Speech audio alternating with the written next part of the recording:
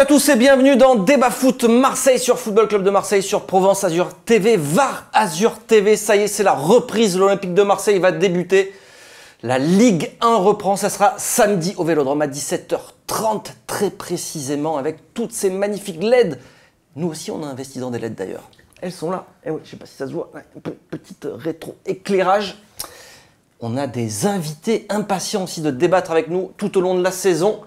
Il est de retour avec nous, Bilal. Ça fait longtemps, ça fait plaisir de revoir tout le monde bronzé pour certains, enfin non pas tout le monde finalement. Bilal, il a fallu le traquer pour qu'il revienne. Ah ça a été compliqué, ça a été compliqué. On travaille tout l'été. Ah les gars, à un moment là ça se paye. Mourad est avec nous. Ça c'est les entrepreneurs, tu sais, ils disruptent trop, après ils ont plus de temps pour pas disrupter. Hervé est avec nous. Oui. Ça va Hervé? Ça va, je me remets des 20 ans des collègues et c'est bon. Ouais, c'est vrai. Et je sens que tu es dans un esprit positif en ce moment. Tu vas disrupter ou pas? Ouais. Tu te sens disrupteur? Tu vas voir. Bilal, deux mots sur Free Couch for Fun, comment ça se passe? Ça a été la folie, notamment tout le mois de juin avec la Ligue des Champions. Ouais. On va dire qu'on a rempli un hôtel. C'est vrai, dans la Ligue des Champions, supporters Tottenham Liverpool, il y a eu 150 supporters hébergés directement via la plateforme qui se sont retrouvés sans hébergement. Donc des milliers de messages en ligne, on s'est fait traquer, on est passé sur tous les médias espagnols, des reportages TV, des reportages radio, même les Espagnols m'appelaient, me parlaient en espagnol, je parle pas un mot d'espagnol, donc c'était assez compliqué.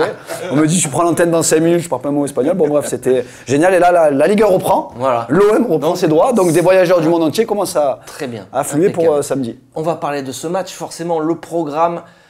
Avant-match, Olympique de Marseille contre Reims. On va parler de ce premier match aussi de Villas-Boas, de sa première compo. Les paris en deuxième partie d'émission. Nouvelle rubrique de Mourad Arts. Mourad décrypte. Ça y est, le premier épisode, c'est aujourd'hui. Ça parle de quoi? Des salaires de l'OM. Des salaires de l'OM et Mercato dans la dernière partie d'émission, forcément. Parce que ça, c'est ta partie à toi. On attend tous quoi? On attend le Zambo Million. Oui, le Zambo Million, c'est aujourd'hui, il ne reste plus que quelques heures, sinon pas de Zambo Million. Pas de mercato. Pas de mercato pour l'OM. Allez, on commence tout de suite avec l'avant-match, c'est tout de suite.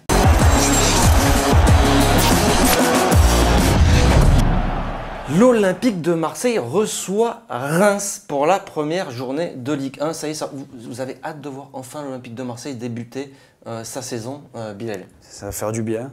Ouais. Ça va faire du bien quand même, parce que cette intersaison, je la trouve un peu trop longue, moi. Pas assez de matchs amicaux. D'habitude, on a plus l'occasion de voir des matchs, parce qu'à 2h du matin, ça devient un peu compliqué. Il y en a eu des matchs, mais ils étaient aux États-Unis pour la plupart, à 2h du matin, décalage horaire, c'était compliqué. Ils étaient chez Franck, en fait. Ils étaient, oui, Franck est avec special nous. Guest. Voilà. Franck est avec nous. Il peut participer à tout moment à cette émission, intervenir. Si jamais il y a quelque chose qui lui... En plus, il a l'air d'en avoir sur la patate, d'en avoir gros sur la patate. Hein. Ouais. Mais motivé, on sent le fighting spirit. Il est vindicatif. Il a l'air d'humeur badine un peu quand même. Ah non, pas. Est-ce que tu as hâte, Mourad, de retrouver ton Olympique de Marseille? Ah, j'ai hâte de retrouver l'Olympique de Marseille. Après, est-ce que ce sera mon Olympique de Marseille?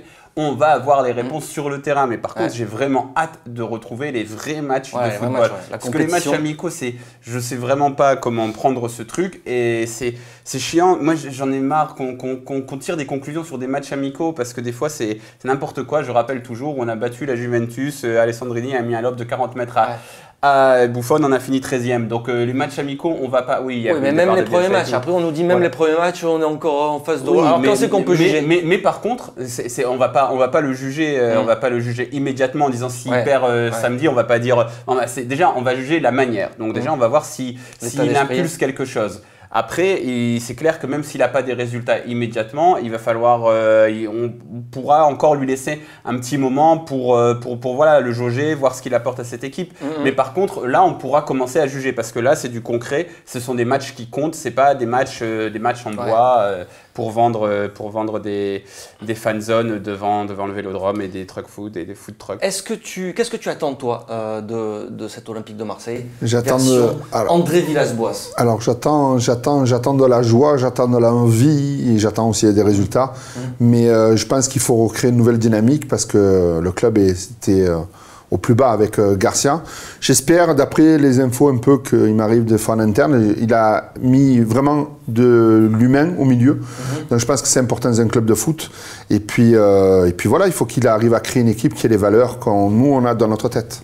Et tu le sens par rapport à ce que tu as vu? Moi, je pense que Villas-Boas, on peut lui faire confiance. Après, on sait très bien le football, des fois, hein, s'il fait 5 défaites d'affilée, ça va être difficile de régler. Mais par contre, moi, chaque année, c'est vrai, j'attends toujours 10 matchs pour donner mon avis. Mais là, je pense que je vais être un peu plus dur par rapport aux années précédentes. Là, au bout de 5 matchs, je vais quand même vous donner vraiment mon sentiment profond.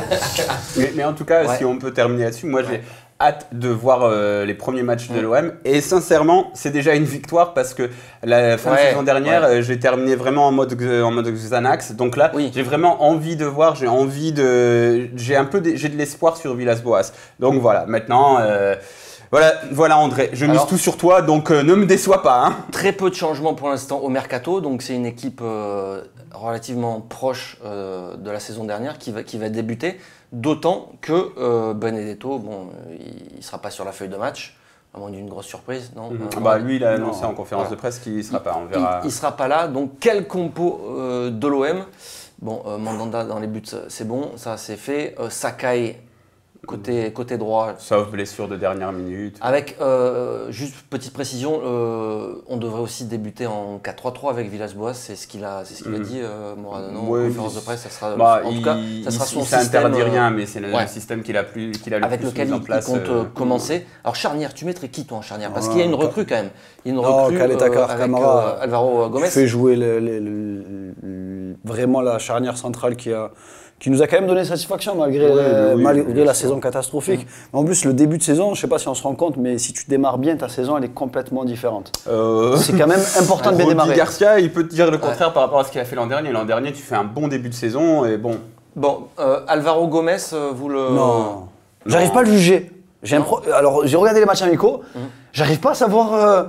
Il a une belle relance, j'ai vu quand même quelques belles ouvertures, mais j'arrive pas à me dire s'il est rapide, lent, bien placé, agressif.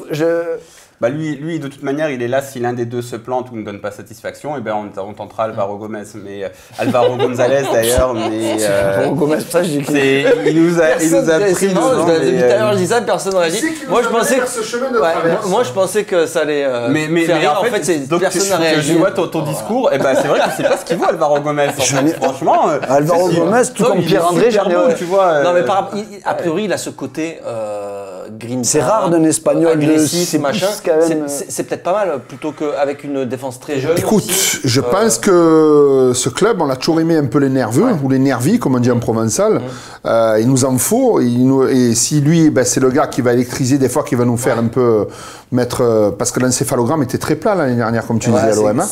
Donc là, il nous faut un peu des nerveux, là. Donc moi, je suis pour. Mais il a raison, Bilal, il faut commencer sur la vraie charnière que tu as dans ton esprit. Et après, tu verras, quoi. À ma vie.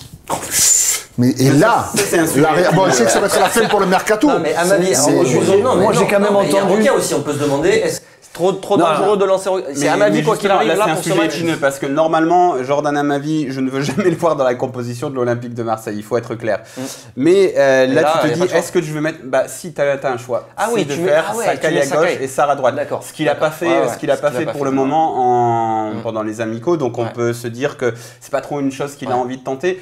Par contre, tu te dis, est-ce que si on met Roca ou Nkunku d'entrée comme ça va pas un peu les mettre dans la difficulté? Surtout que tu les as pas mis titulaires pendant les amicaux, parce que sans doute que Villas-Boas se disait, il y a peut-être encore un espoir avec Amavi. Sauf que bon...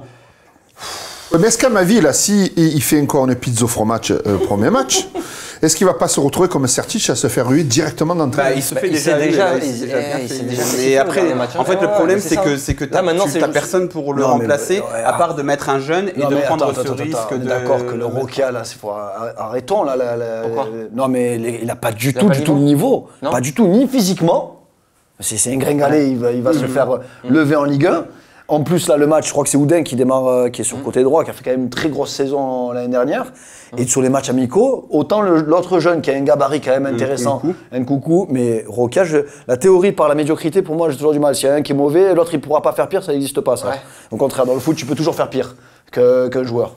Donc, à ma vie, malheureusement pour lui. Quand même, il a fait fort. Mais tu peux toujours faire pire. Un jeune qui se manque, qui prend un but, ça part dans son dos ou autre. En fait, après, ça va être dur pour lui parce qu'il va se faire. Mais en fait, le problème, c'est que Jordan Amavi, j'ai envie de te dire, quand il est titulaire, on a déjà tout vu. En fait, le truc, c'est que tu te dis, même si le jeune, il fait n'importe quoi, au moins, ce sera un autre qui fera n'importe quoi et tu diras, bon, ok, lui. Le seul truc qui est mauvais, c'est pour sa carrière. Mais pour l'apport de l'équipe, Jordan Amavi n'a pu apporter quelque chose à l'Olympique de Marseille depuis novembre 2017. Et qui c'est qui va être devant Amavi là maintenant? Parce qu'avant il y avait Ocampos. Question, on va se la poser. Qui c'est qui va être? C'est important. Juste, on passe sur le milieu de terrain. Donc Gustavo qui a repris. Il y a des chances qu'il soit là. Qui a repris, il peut être dans le groupe, mais est-ce qu'il va jouer il a repris l'entraînement hier ou avant-hier. On ne sait pas trop. Lopez qui risque d'être qui a repris aussi, qui a repris et qui était assez absent dans les... Pensez pas que quand tu termines ton dernier match amical, avec le 11 de départ que tu mets pour démarrer, c'est donc Sanson, Guzman, Chabrol. On pourrait partir. Oui, mais ils sont toujours blessés, ils sont pas à 100% de leur forme. Pour moi, je pense qu'il va remettre le 3 avec Chabrol. Avec Chabrol, Sanson, Strootman. Je sais pas, parce que Lopez, Villas-Boas a dit en conférence de presse après Napoli, il a dit que c'était une petite blessure à la cuisse, machin. Donc c'était plus, on l'a ménagé, on va pas prendre de risque. Donc si Lopez est bien, j'imagine bien rentrer à la place de Chabrol, justement, qui était un petit peu jeune. Strootman, il a été bon et il a été bon pendant la préparation. Il était bon contre Naples, donc de manière Naples c'était la préparation. Donc voilà. Après, est-ce que Gustavo, est-ce que tu mets Gustavo aussi, Gustavo, Strootman, Lopez. Si Gustavo est là, il faut faire le milieu Strootman, Gustavo. Mais ça, on en parlait l'année dernière, putain, deux gauchers, quoi. Toujours pareil, quoi. Oui, parce que ça marche pas dessus. T'as le même joueur, hein, donc tu vas aussi être confronté au même. Ça t'interdit rien non plus de gaucher. T'as des problèmes un peu sur les prises de balles ou sur les orientations des passes, mais c'est jouable. Non, surtout si t'en as un qui joue vraiment un peu plus bas et que l'autre il va presser, etc. Le problème pour moi, c'est pas d'avoir deux gauchers, c'est d'avoir deux gauchers qui ont exactement les mêmes profils dans la capacité de changement de rythme. Les deux, ils n'ont pas de changement de rythme, ni Gustavo ni Strootman. Strootman, tu le fais jouer plus haut, ça va changer quoi? Il a pressé en fait. Quand tu l'as fait c'est jouer, bien, mais quand tu as le ballon. Quand tu as le ballon, après tu as Strootman, c'est difficile à juger, mais l'an dernier. Parce que c'est pas bon, voilà pourquoi c'est dur à juger. L'an dernier, il s'est aussi projeté dans la surface de réparation. Il fait pas des trucs de fou dans la surface, c'est clair, mais il a cette capacité de se projeter. Il a cette capacité de presser c'était contre Bordeaux ou Saint-Etienne, il fait une passe décisive à Payet après un ballon récupéré. Donc il peut servir à ça. Tu y crois, toi? Gustavo et Strootman. Déjà de 1, on n'a pas trop le choix. De 2, je suis sûr qu'il n'est pas aussi nul que ce qu'il nous a montré l'an dernier. Et ensuite, avec Lopez en plus, je me dis que ça peut avoir une... Parce qu'en fait, l'important dans un milieu de terrain, c'est l'équilibre. Et si là, tu n'es plus à 2, mais tu es à 3, parce que tout à l'heure, tu disais c'est 2 gauchers. Mais en fait, c'est 2 gauchers et Lopez. Donc tu rajoutes quelque chose. Et ça, c'est important d'avoir cet équilibre. Moi, le milieu de terrain, ces dernières années, le moment où il a été le meilleur à l'Olympique de Marseille, c'est le tout début de Rudy Garcia, là, depuis le début du Champions Project, quand tu as vainqueur Zambo, Lopez. C'est pas les 3 meilleurs joueurs qu'on a eu sous nos couleurs, mais par contre, tu vois, Gustavo, il est meilleur potentiellement que ces 3-là, sauf que tu avais un bon équilibre. Donc après, c'est une histoire d'équilibre au milieu de terrain. Donc Gustavo, Strootman, Lopez, moi, ça me convainc. On passe à l'attaque, toujours dans le 4-3-3. Payet, côté gauche, Germain en pointe et Bounassar à la place de Thauvin. Qui sera forfait. Radonic. Ou alors Radonic. Oui, ou alors Radonic à gauche et Payet à droite.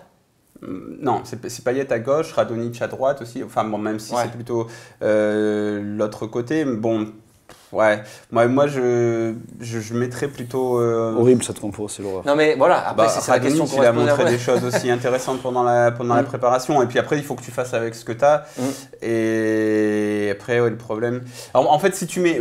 Parce que moi, je serais d'avis de mettre Sakai côté gauche et Sarr côté droit, parce qu'à ma vie, c'est trop difficile, c'est trop dur. Et de faire rentrer en cours de match peut-être Rokia ou Nkunku pour celui qui satisfait le mieux, pour pas les griller, mais pour quand même préparer quelque chose d'autre, une alternative à ma vie, mais je pense pas que c'est ce que Villas-Boas va faire, donc on va sans doute se retracer à ma vie. Ce qui est intéressant dans ce schéma-là, c'est surtout que si tu mets Payet à gauche, il faut un mec qui soit capable de défendre derrière lui. Alors que si tu mets Amavi, ça va être Boulevard. Il est juste derrière Boulevard Michelet. Il compensait tellement Campos, il a un levier. Cette équipe, elle vous fait... Pour moi, ça va être un match très difficile. Là, on n'a pas une grosse équipe. Ils n'ont rien perdu quasiment, Reims. En temps, cette équipe, elle est capable d'aller chercher le podium. C'est Naini qui s'est fait... Naini aussi qui vient de signer à Rennes, qui aurait dû signer à l'OM. Enfin, je veux dire, qui était à l'OM avant. Après la gestion du goal à l'OM, on en reviendra, je pense, sur notre émission, mais je pense que là, je vous donnerai mon sentiment. On a atteint ce moment. Ah ouais, là, Entre l'attaquant et le goal, on a frappé. Ouais. Tu n'attends même pas au mois de décembre pour le prolonger ou voir un peu si c'est ressaisi ou pas. Je comprends pas. C'est un peu automatique. Bon, le mercato n'est pas terminé. Peut-être que cette équipe. On n'a pas parlé du poste d'avant-centre. Évoluera. Le poste d'avant-centre aussi, on l'a dit. Germain, ça va jouer. Germain. Il n'y a que lui. Benedetto, non. NG, il fait les plus. Qu'est-ce qu'il y a? Benedetto, sans doute pas. La solution, il va pas retenter le Payet dans l'axe. Pourquoi pas? Je veux dire, pourquoi pas? Je sais que moi je suis très dur avec Germain depuis le début parce que je ne m'attendais vraiment pas à un joueur avec aussi peu de confiance en lui dans ses prises de risque. Il en a zéro de prise de risque, il ose rien, il tente rien. Mais là, c'est pour moi, actuellement, tu joues avec Germain, tu es vraiment à 10. Je suis sérieux. Au contraire, c'est un bon moment pour faire un point en plein milieu de mercato quand on bande sur tous les joueurs de Ligue 1 moyen et qu'on dit mais lui, il ferait des carnages à l'OM. Germain, on me l'a dit pendant 3 ans, on m'a dit il fera des carnages à l'OM. Moi le premier. Eh ben non, je l'avoue. Les joueurs moyens de Ligue 1, c'est pas parce qu'ils arrivent à mettre 16 buts à Nice. Nassim nous avait prédit 20 buts de Valère Germain, Nassim. Bon, Nassim, il a la wild card. Bon, il a un Nassim. On l'exonère, on l'exonère. 20 buts cette saison. Mais il y en a plein qui nous ont dit, oui, tu vois, genre Flavien, par exemple, qui a signé à Rennes, il y en a plein qui t'auraient dit, ouais, bah, c'est un tueur. Je sais pas, tu vois, il y a tous ces joueurs-là. Comme je l'avais dit, pareil, Morgan Sanson, tous ces joueurs-là, ils ont soit, s'ils viennent à l'OM, soit ça devient des internationaux français, soit ça devient des Morgan Amalfitano. Mais il ne faut pas regarder les autres en se disant, waouh, lui, c'est exceptionnel, il a toutes les chances il va tout casser. Ce que tu fais à Angers, tu le fais pas à l'OM. Ce que tu fais à Nice, tu le fais pas à l'OM. L'OM, c'est plus dur et il ne faut pas bander sur les joueurs moyens. Allez, on passe tout de suite au pari avec notre partenaire Unibet.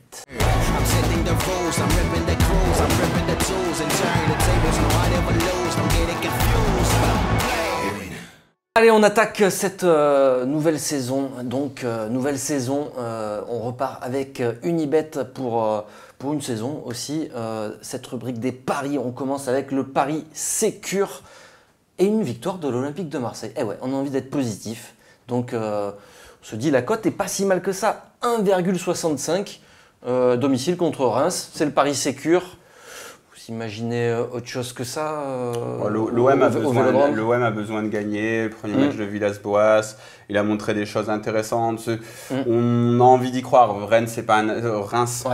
Rennes non plus, mais Reims, c'est pas un adversaire simple. Donc, mais on a envie d'y croire. Donc, 1,65, ça paraît pas. Ça ferait moche autre chose qu'une victoire, non? En plus, ça dépend du scénario du match. C'est toujours pareil. Si tu es mené rapidement et que tu reviens dernière minute et que tu as essayé de produire quelque chose, je ne vois pas gagner, moi, pas du tout. Pari fou.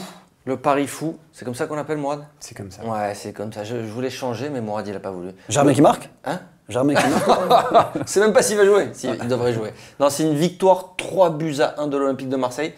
C'est une grosse cote, c'est une cote à 13, victoire 3-1 de l'Olympique de Marseille. C'est pas l'année dernière qu'on a mis 3-0 au premier match de la saison. Qu'est-ce que tu en penses, Hervé? Toi, tu voyais 2-0, je viens de le dire là. 2-0, sincèrement. Je pense que 2-0, ça peut le faire. Non, mais c'était surtout parce que la cote était intéressante. Victoire 3-1, ça paraît possible. Alors, c'est le pari fou et on passe au combiné du week-end. Alors, c'est les concurrents de l'Olympique de Marseille. Et Mourad Arts a décidé d'exclure le Paris Saint-Germain de nos concurrents. Voilà. Ouais. Vous en pensez quoi? C'est du racisme, ça. C'est du racisme. C'est du racisme. On joue le podium. Je vous signale qu'on joue le podium. Et ce podium, il y a la première place aussi. Eh oui. Non, il n'y a qu'en France où on a un podium avec 2 places. Monaco-Lyon, victoire de Monaco. La cote est à 2,90. C'est ce qu'on a choisi. Dijon-Saint-Étienne, un nul avec une cote à 3,35. Lille-Nantes, une victoire de Lille. Une cote 1,91 et la cote boostée totale chez Unibet est de 18,56 sur ce combiné. Sur ces matchs-là, notamment Monaco-Lyon quand même. Je suis pas d'accord. Non, je vais plutôt Lyon continuer. Ils ont toujours fait mal chez eux en plus. Après, Monaco, moi je les imagine. Il va défendre son pari parce que personne. C'est moi qui ai choisi Monaco et puis je suis nul en pronostic, je vous le rappelle à tous. Donc, mais c'est ceux qui sont nuls qui gagnent là, ce jeu. Bah, pas moi. Ça dure pas longtemps, la je suis l'exception qui confirme la règle. Non, mais Lyon est encore en rodage avec Silvino. Monaco, Jardim, il connaît quand même un peu les lieux. après une saison pourrie. Peut-être que si, tu vois, il y aura un peu ce truc. J'imagine bien Jardim réaliser un coup et puis tous les consultants français tomber sur Silvino en disant « Alors, c'était mieux Genesio quand même !» Donc, je sais pas pourquoi ce scénario, il me parle. Monaco, on finira là-dessus. Vous les voyez comment? Parce que vous pensez que ça va être un concurrent? Mais c'est comme nous, ils redeviennent des challengers maintenant. Il faut qu'ils reviennent sur le devant. Surtout que l'équipe de Monaco ne sera pas celle qui va démarrer en septembre. Hein. Il y a un chamboulement monstrueux qui arrive à Monaco. Hein. Encore? Ah oui, ils annoncent encore 5, 6 ou 7 joueurs au départ. Hein. Donc on n'a aucune idée de qui va démarrer. Allez, messieurs, on s'arrête là avec les paris Unibet et on passe à une nouvelle rubrique. C'est la rubrique de Mourad. Eh ouais. Mourad décrypte. Mégalomanie. Et on rappelle, ça parle de quoi ce premier épisode, Mourad? Des salaires de l'OM. Des salaires de l'Olympique de Marseille. C'est tout de suite, c'est Mourad décrypte. Et c'est maintenant. Si on parlait de stratégie salariale à l'OM, puisque la masse salariale est à mon avis un boulet que ces nouveaux dirigeants vont se traîner encore beaucoup plus longtemps que ces 200 millions d'euros dilapidés n'importe comment sur le marché des transferts. Et pourtant, sur le plan salarial, JHE avait très vite annoncé la couleur. Son OM serait compétitif. Une mauvaise idée? Pas vraiment, notamment si on se fie à l'étude qu'ont réalisé Stéphane Szymanski et Simon Cooper dans le cadre de leur livre « Les attaquants les plus chers ne sont pas ceux qui marquent le plus ». Entre 2002 et 2012, ils ont démontré par A plus B comment investir dans la masse salariale était beaucoup plus rentable au niveau des résultats sportifs qu'investir sur le marché des transferts, tout simplement. Leur conclusion est celle-ci. En résumé, plus la masse salariale d'un club est importante, mieux il est classé à la fin de saison et les dépenses en transfert ne semblent pas faire la différence. Donc l'Olympique de Marseille, seconde plus grosse masse salariale de Ligue 1, il avait tout bon ce bon vieux Jacques-Henri Hérault. Eh ben non, parce que ce n'est pas aussi simple, il ne suffit pas de distribuer les gros salaires un peu n'importe comment, il faut bien les répartir et ça c'est tout un art. Pour parler de cet art-là, on va utiliser un deuxième bouquin qui s'appelle « L'argent du football ». Ce bouquin-là, il est écrit par deux économistes français, Luc Arondel et Richard Duhautoy. Dans ce livre, ils nous proposent deux théories de répartition salariale afin de pousser à la compétitivité des joueurs. Donc en gros, comment organiser sa grille salariale pour obtenir de meilleurs résultats. Parce qu'encore une fois, ça ne sert à rien de juste donner les gros salaires, il faut bien les donner. Donc la première théorie qu'il propose, je cite, « La performance de l'équipe est plus forte lorsque les salaires sont plutôt proches les uns des autres car cela renforce la cohésion ». Pas de très difficile à comprendre comme théorie. Si vous avez une grille salariale qui est dense, bien rapprochée, les joueurs ont envie de se battre les uns pour les autres, ça crée moins de jalousie, plus de cohésion. Hashtag cohésion, c'est le mot important de cette première théorie. En Ligue 1, si on se base sur les chiffres que l'équipe a publiés, alors certes qui ont été un peu démentis par la LFP, etc., mais c'est en tout cas la source la plus sûre que l'on a pour le moment, ce modèle, c'est un peu celui de Lyon. Le premier salaire lyonnais, Memphis Depay, n'était pas 2 fois supérieur au 10e salaire lyonnais. Vous comprenez, c'est-à-dire que Tanguy Ndombele ou Anthony Lopez ne touchaient pas 2 fois moins que Memphis Depay. Ça crée donc une certaine cohésion et une certaine envie de se battre les uns pour les autres. Bon, c'est pas une théorie qui est infaillible non plus. La seconde théorie, elle, je cite, suggère que les inégalités salariales stimulent la performance des équipes. La dispersion des salaires instaurerait une méritocratie au sein de l'équipe, les joueurs faisant davantage d'efforts afin d'améliorer leur rémunération. En gros, vous avez donc 1 ou 2 salaires largement au-dessus qui sont censés appartenir à des joueurs incontestables et les autres rament pour essayer d'obtenir ce niveau de rémunération. Hashtag incitation. Ils sont incités à mieux performer afin de rejoindre le top level au niveau des salaires. En Ligue 1, toujours en se fiant sur les chiffres de l'équipe, ce modèle c'est un peu celui de l'AS Monaco avec 2 très gros salaires. Falcao, Fabregas, 2 joueurs censés être incontestables par rapport à leur expérience à leur passé, et un 3e salaire, celui de Camille Glick, qui est déjà 2 fois inférieur à celui de ses 2 prédécesseurs. Donc ça fait un écart énorme, un écart qui est déjà beaucoup plus important que celui que l'on avait à Lyon entre le 1er et le 10e salaire. On voit donc que le modèle est complètement différent. Bon, ça n'a pas très bien marché l'an dernier à Monaco, mais sur les saisons précédentes, c'est une toute autre histoire. Alors bien sûr, il n'y a aucun des 2 modèles qui se détache complètement et les chercheurs, en se basant sur différentes études, n'arrivent pas à en donner un qu'il faudrait privilégier plutôt qu'à l'autre. Ce qu'ils donnent comme recommandation, c'est en tout cas d'éviter l'entre-deux. Et bien devinez ce qu'a fait l'Olympique de Marseille. Poum, en plein milieu. L'Olympique de Marseille donc a formé une grille salariale avec de très gros salaires un peu partout. C'est-à-dire que le 10e salaire, celui de Morgan Sanson, selon les chiffres de l'équipe, est tout de même plus de 2 fois inférieur à ceux des Strootman, Payet, etc., les très gros salaires de cet effectif. On est donc loin du modèle lyonnais. Bye bye la cohésion, et pas vraiment dans le modèle monégasque non plus, puisque les 4 très gros salaires de l'an dernier ne sont pas si éloignés du 5e ou du 6e qui sont ceux de Florian Thauvin, Valère Germain, Steve Mandanda, etc. Ils ne sont pas suffisamment éloignés pour les inciter à surperformer afin d'atteindre ce niveau-là, mais juste suffisamment pour entretenir un peu de jalousie, donc bye bye incitation. On va donc terminer avec la conclusion de nos 2 amis chercheurs sur le sujet, je cite: les équipes auraient donc intérêt à éviter l'entre-deux qui nuirait à la fois à la cohésion et à l'incitation. C'est pourtant le tour de force qu'avait réussi la grille salariale de l'Olympique de Marseille. Il va falloir penser à changer ça et de toute urgence. Voilà, ça s'appelle Mourad Décrypte. Messieurs, qu'est-ce que ça vous inspire Moi, je dis bravo. Petite explication, cette synthèse, voilà. Synthèse, Mourad Arts. Bon, la masse salariale, c'est un vrai sujet à l'Olympique de Marseille, je veux.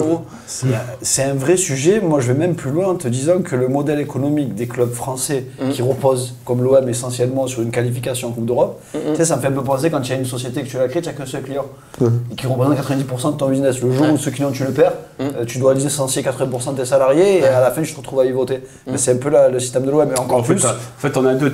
Soit tu vends en Ligue des Champions celui de l'OM, soit tu vends des joueurs celui de Lille, quoi. Ou Monaco. Et la masse salariale, c'est quasiment. C'est quoi? C'est le point le plus important du club aujourd'hui. Plus que le transfert. Oui, clairement. Je sais plus combien ça représente. Sur 85%, on est monté, je crois, non, à un moment donné. Je sais plus, en tout cas, c'est assez énorme, mais ça dépasse bien les. Parce qu'il y a une norme qui est conseillée 65 que j'ai vu. Pour voilà, mais on est bien au-delà. Juste un petit truc, parce que j'avais pas rajouté dans le livre où ils disent que investir dans les salaires, c'est bien plus intéressant que dans les transferts. En fait, ils prennent l'exemple de la Première Ligue et de clubs qui ont dépensé des centaines de milliers d'euros en indemnité de transfert et qui après ont rien fait. On peut prendre l'exemple de Fulham l'an dernier, par exemple, même si eux c'était de 2002 à 2012, et même s'il y a des choses à dire aussi sur les transferts qui ont explosé maintenant après 2012 aussi, mais en tout cas ce truc d'investir à mort, d'acheter plein de joueurs pour 40-50 millions, c'est peut-être pas le top, mais par contre bien gérer sa masse salariale, ça veut pas seulement dire la réduire, c'est aussi bien répartir, et c'est ça que je voulais montrer. On rappelle aussi que Jacques Henriot avait annoncé d'entrée de jeu, c'est ce qu'il voulait faire, augmenter la masse salariale de l'OM. Enfin, c'était prévu, il y avait un prévisionnel, il savait que pour recruter des bons joueurs, forcément, il y a les salaires qui vont avec, et tu te retrouves aussi. Paris est aussi dans une autre dimension, c'est ce qu'ils ont fait aussi. Pour faire venir des joueurs, ils ont été obligés de surpayer. Donc, comment tu fais Ouais, mais eux, ils ont un État qui leur fait des contrats bidons avec des sponsors bidons derrière. Nous, malheureusement, on n'a pas ça, quoi. Donc, c'est pour ça le déséquilibre, il s'opère, comme il dit Bilal. Mais écoute, moi, je trouve par contre que cette chronique, pour revenir dessus, bravo. Je dis sincèrement, c'est hyper professionnel, hyper didactique. Et je pense que ça va intéresser beaucoup de gens. Et par contre, les chiffres, les panneaux, ça fait peur parce que si je fais la synthèse, c'est qu'on a le double de salaire moyen de clubs comme Monaco et Lyon. Voilà, double pas loin, quoi. Donc, c'est ça qui va interloquer. C'est surtout par rapport à Lyon, on en avait déjà parlé. Parce qu'on croit que Lyon, il dilapide. C'est quand même impressionnant. Parce qu'ils ont un gros budget quand même, Lyon. Bon, après, pour avoir des gens qui travaillent là-bas à Lyon, le mec, il est fort quand même. Hein. Il gère ça. Il est bon. Allez, on passe tout de suite à l'actu Mercato, les dernières infos. Et le Zambo million, va-t-il tomber? On ne sait pas.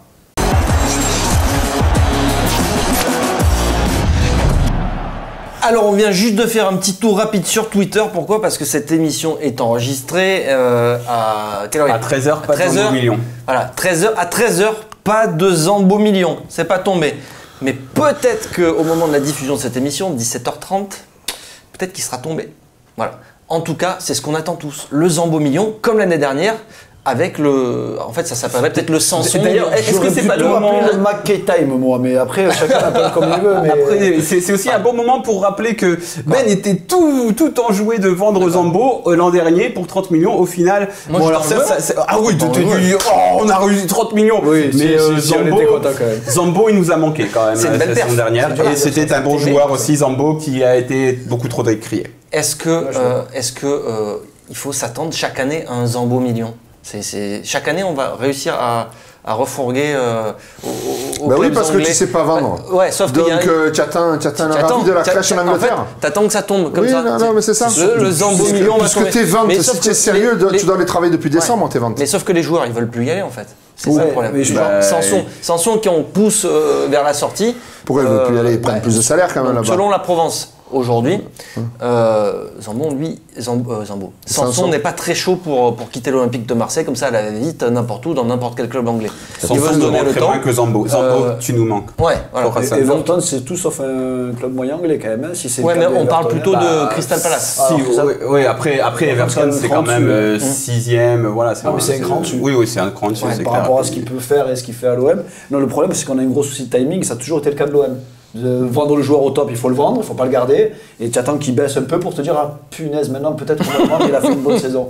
Bah surtout en fait depuis des années aussi tu vends en mode s'il vous plaît allez achetez-le vas-y il est bien c'est l'histoire là déjà évoqué. Tu te mets en position, chaque fois tu dis que tu n'as plus d'argent, les mecs attendent la dernière heure pour te gratter des millions. Bon après justement l'Olympique de Marseille aurait refusé une offre de Crystal Palace jugée trop faible, donc le montant n'a pas été, peut-être que c'était 7 ou 8 millions, je sais pas. C'est quoi la source? La source c'est le journal L'Équipe. D'accord.